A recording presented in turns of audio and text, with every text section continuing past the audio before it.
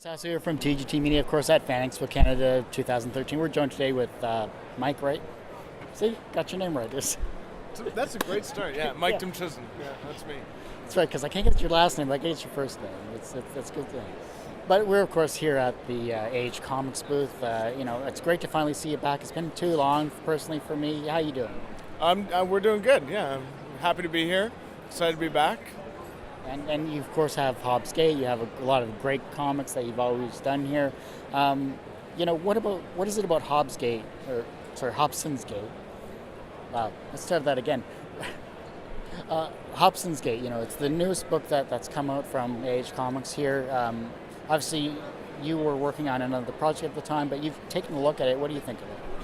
I think Andy did a great job. He got tired of waiting for me to deliver the script for the follow-up, so he had to kind of go and do his own thing. And I think he's really taken his art to a whole new level. And I'm excited to see how it's going to play out in parts 2 and 3. Everyone has that one person that kind of inspired them down their path to where they are now. Who is that for you?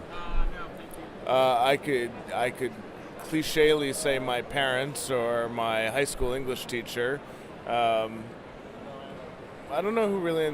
My uncle, actually. My uncle really inspired me the most. He was the first guy in my family who was kind of like me. He liked comics. He was a geek before being a geek was cool.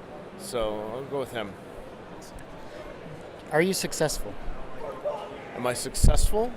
That depends on what you want to choose to be successful. My name's on the spine of a book that's available in a chapter store, so that's pretty cool all by itself. So I count that as being successful. I'd like to be more successful, perhaps. But the original dream was just to get our name on a book and put out a product that we could be really proud of and really stand behind, and we did that. So in that sense, we were successful.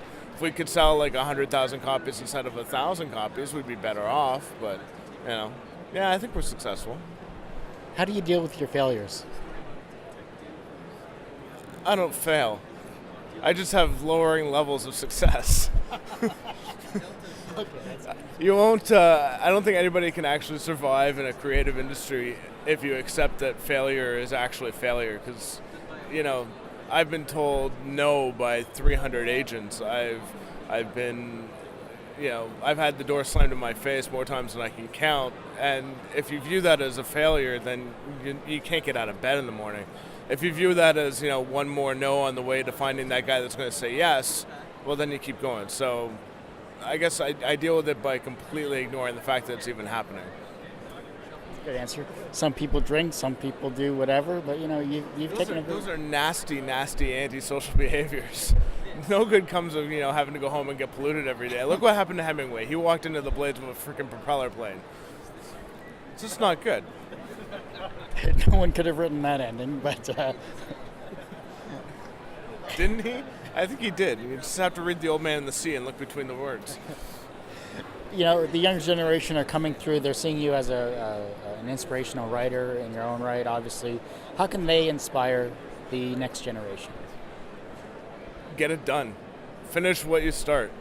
There's a million guys out there that can start something and say, I've got a great idea for a book.